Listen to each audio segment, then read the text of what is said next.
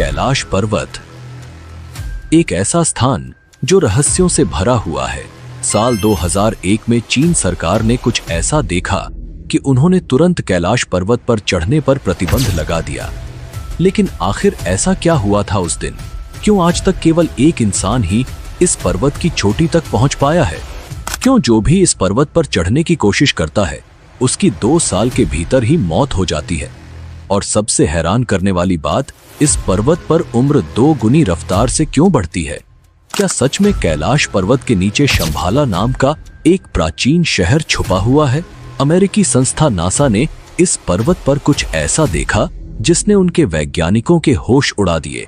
और जब चीन ने कैलाश पर्वत पर हेलीकॉप्टर भेजा तो उसके साथ क्या हुआ? इन सभी प्रश्नों और अनसुलझे रहस्यों को हम आज के इस वीडियो में उजागर करेंगे। तो जुड़े रहिए, क्योंकि जो आप जानने जा रहे हैं वो आपकी सोच से भी परे है।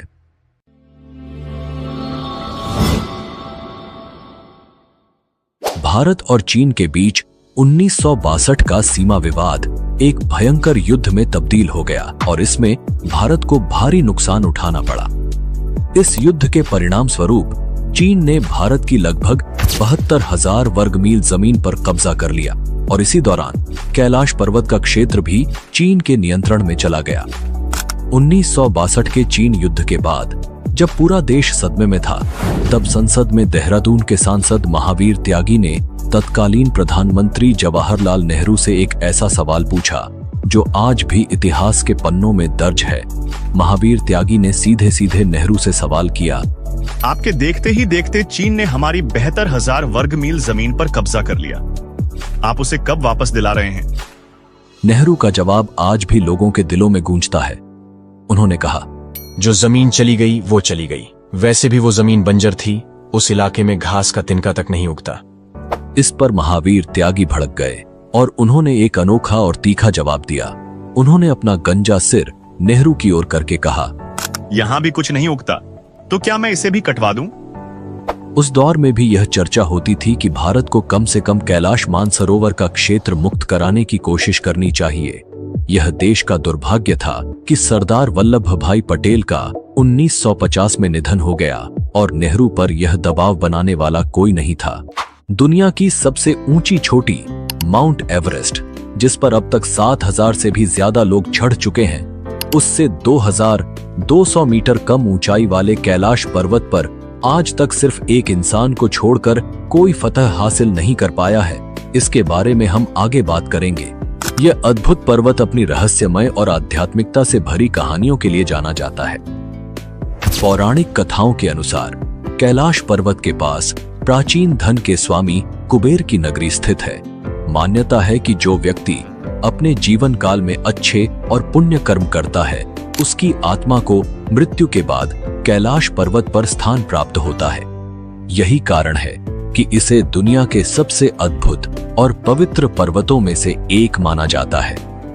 समुद्र की सतह से 6,718 मीटर ऊंचा कैलाश पर्वत हिंदू, बौद्ध और जैन धर्म के अनुयायियों के लिए अत्यंत पवित्र है।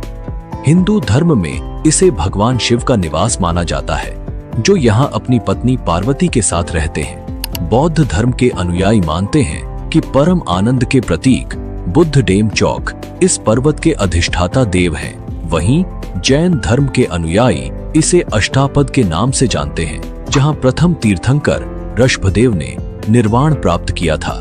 कैलाश पर्वत, जिसे श्रद्धा और आस्था का प्रतीक माना जाता है, केवल एक पर्वत नहीं है, बल्कि यह धर्म, आस्था और रहस्यों का एक अद्भुत संगम है। वीडियो में आगे बढ़ने से पहले मेरी आपसे एक छोटी सी गुजारिश है।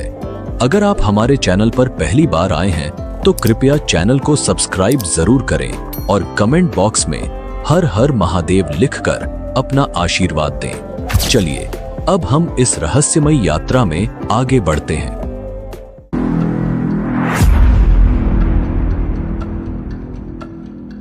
साल था 1999, जब रूस के विशेषज्ञ एर्नस्ट मुल्दाशिफ और उनकी टीम ने कैलाश पर्वत के रहस्यों को जानने के लिए एक साहसिक कदम उठाया।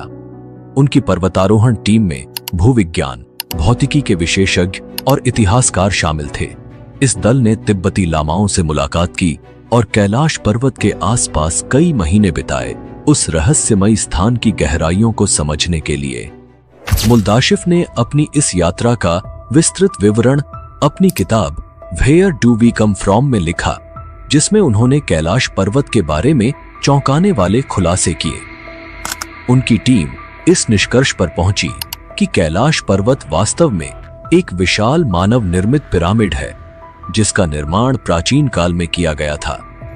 उन्होंने दावा किया कि यह पिरामिड कई छोटे छोटे पिरामिडों से घिरा हुआ है और यह स्थान अलौकिक गतिविधियों का केंद्र है। मुल्दाशिफ ने वहां से लौटने के बाद लिखा, हमें रात की खामोशी में पहाड़ के भीतर से एक अजीब तरह की फुसफुसाहटें सुनाई देती हैं। एक रात अपने दोनों सहयोगियों के साथ मैंने साफ साफ पत्थरों के गिरने की आवाज सुनी। यह आवाज कैलाश पर्वत के पेट के भीतर से आ रही थी।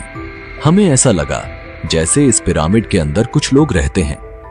समय के तेजी से बीतने का एक अद्भुत प्रमाण इस क्षेत्र में देखने को मिला है। कैलाश पर्वत क्षेत्र में आने वाले लोगों ने पाया कि उनके शरीर के बाल और नाखून मात्र 2 दिनों में ही इतने बढ़ जाते हैं जितने सामान्यतः 2 हफ्तों में बढ़ने चाहिए। इतना ही नहीं, उनकी त्वचा भी सामान्य से अधिक तेजी से बूढ़ी नजर आने लगती है। यह रहस्यमयी घटना बताती है कि कैलाश पर्वत क्षेत्र में समय की गति कुछ अलग ही ढंग से काम करती है। यह अनुभव लोगों को यह सोचने पर मजबूर कर देता है कि इस पवित्र स्थान में कुछ ऐसी अदृश्य शक्तियां हैं जो मानव शरीर और मन को गहराई से प्रभावित करती हैं। रूसी डॉक्टर अर्नस्ट मुल्दाशिफ अपने संस्मरणों में एक अद्भुत और रहस्यमयी घटना का जिक्र करते हैं। वे लिखते हैं कि एक बार उन्हें एक साइबेरियाई पर्वतारोही ने बताया था कि कुछ पर्वतारोही कैलाश पर्वत पर एक निश्चित बिंदु तक पहुंचने में सफल हुए थे, लेकिन जैसे ही वे उस बिंदु तक पहुंचे, अचानक वे बूढ़े दिखाई देने लगे। इस रहस्यमयी घटना के बाद उन पर्वतारोहियों की उम्र इतनी तेजी से बढ़ी कि 1 साल के भीतर ही बुढ़ापे की वजह से उनकी मृत्यु हो गई। अब बात करते हैं कैलाश पर्वत के आधार पर स्थित 2 झीलों की, मानसरोवर और राक्षस ताल। ये दोनों झीलें जो एक दूसरे के बिल्कुल पास स्थित हैं, परंतु स्वभाव में पूरी तरह विपरीत हैं। मानसरोवर झील, जिसे दुनिया की सबसे ऊंची मीठे पानी की झील माना जाता है, अपने शांत और स्थिर स्वभाव के लिए प्रसिद्ध है। इसका आकार गोल है, जैसे सूर्य की आकृति। इसके पवित्र पानी में जीवन की बहुलता देखी जाती है। सबसे हैरान करने वाली बात यह है कि इतनी ऊंचाई और ठंड के बावजूद यह झील कभी नहीं जमती और इसमें कभी लहरें नहीं उठती। इसे देखने वाले हर व्यक्ति को अद्भुत शांति का अनुभव होता है। दूसरी ओर राक्षस ताल, जो मानसरोवर के पास ही स्थित है, दुनिया की सबसे ऊंची खारे पानी की झील है। इसके पानी में खारापन इतना अधिक है कि यहाँ कोई जीवन पनप नहीं सकता। यह झील हमेशा उथल पुथल में रहती है, जैसे किसी आंतरिक बेचैनी से भरी हुई हो। कहते हैं कि राक्षस ताल का निर्माण स्वयं रावण ने किया था, जो भगवान शंकर के अनन्य उपासक थे। अपनी इच्छाओं की पूर्ति के लिए रावण कैलाश पर्वत गया, लेकिन उससे पहले उसने राक्षस ताल में स्नान किया और वहीं ध्यान लगाया। पौराणिक कथाओं के अनुसार जैसे ही रावण ने राक्षस ताल में डुबकी लगाई, झील पर आसुरी शक्तियों का कब्जा हो गया। यह झील निगेटिविटी से भर गई और रावण की सोच में भी बदलाव आ गया। सोचने वाली बात यह है कि एक ही भौगोलिक क्षेत्र में होते हुए भी ये दोनों झीलें इतनी अलग क्यों हैं?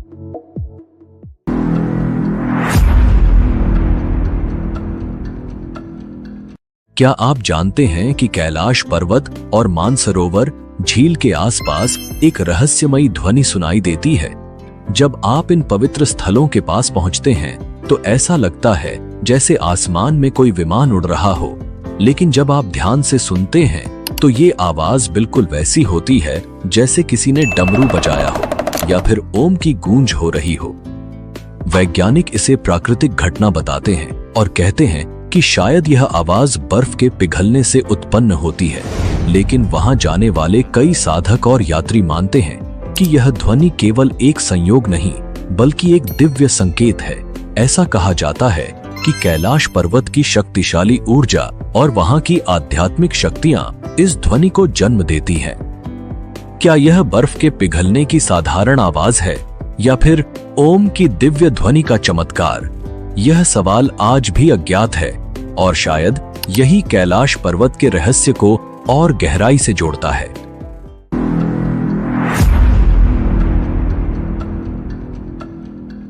कैलाश पर्वत के रहस्य केवल ध्वनियों तक सीमित नहीं है। कई यात्रियों ने दावा किया है कि उन्होंने रात के समय कैलाश पर्वत पर 7 अलग-अलग रंगों की रोशनियां देखी हैं। ये रोशनी इतनी तेज होती है कि हर वस्तु साफ साफ दिखाई देती है, मानो किसी अदृश्य शक्ति का प्रदर्शन हो रहा हो। वैज्ञानिक अब तक इन रोशनियों के रहस्य को पूरी तरह से नहीं समझ पाए हैं। नासा के वैज्ञानिकों का मानना है कि ये हो सकता है कि कैलाश पर्वत के आसपास का चुंबकीय बल आसमान के साथ मिलकर इस अद्भुत प्रकाश का निर्माण करता हो। लेकिन क्या यह सिर्फ चुंबकीय शक्ति का खेल है या फिर कैलाश पर्वत की दैवीय शक्तियों का प्रतीक? यह सवाल आज भी अनुत्तरित है।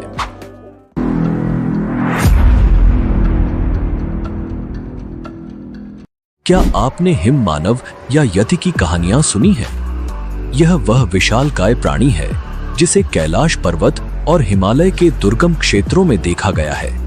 वर्षों से हिमालय के आसपास रहने वाले लोग दावा करते हैं कि उन्होंने इस रहस्यमयी प्राणी को अपनी आंखों से देखा है, लेकिन आज तक इस बात का पुख्ता सबूत नहीं मिला कि यह वास्तव में कौन है, एक विशाल भालू, जंगली मानव या फिर एक प्राचीन प्राणी। कई तिब्बती और नेपाली लोग मानते हैं कि यह हिम मानव कैलाश पर्वत के आसपास घूमता है। इसे यति कहा जाता है और इसके बारे में कई कहानियां प्रचलित हैं। कुछ इसे भूरा भालू कहते हैं तो कुछ इसे जंगली मानव। यहाँ तक कि यह माना जाता है कि यह लोगों पर हमला कर सकता है और उन्हें खा भी सकता है। इस रहस्य ने हिमालय की इन पवित्र भूमि को और भी गहराई से जिज्ञासा का केंद्र बना दिया है। वैज्ञानिक भी इस बारे में शोध कर रहे हैं। कुछ शोधकर्ताओं का मानना है कि हिम मानव वास्तव में निएंडरथल मानव के अवशेष हो सकते हैं जो अब तक इन बर्फीले क्षेत्रों में जीवित हैं। हालांकि यह सिर्फ एक परिकल्पना है, क्योंकि अब तक हिम मानव के शरीर या उसके जीवन के ठोस प्रमाण नहीं मिले हैं। विश्व भर के करीब 30 वैज्ञानिकों ने इस बात का दावा किया है कि हिमालय के बर्फीले इलाकों में हिम मानव मौजूद हो सकते हैं, लेकिन वे इसे साबित नहीं कर पाए।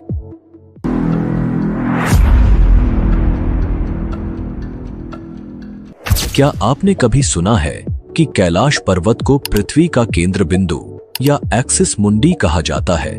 कई धार्मिक और पौराणिक मान्यताओं के अनुसार कैलाश पर्वत वह स्थान है जहां स्वर्ग और पृथ्वी का मिलन होता है।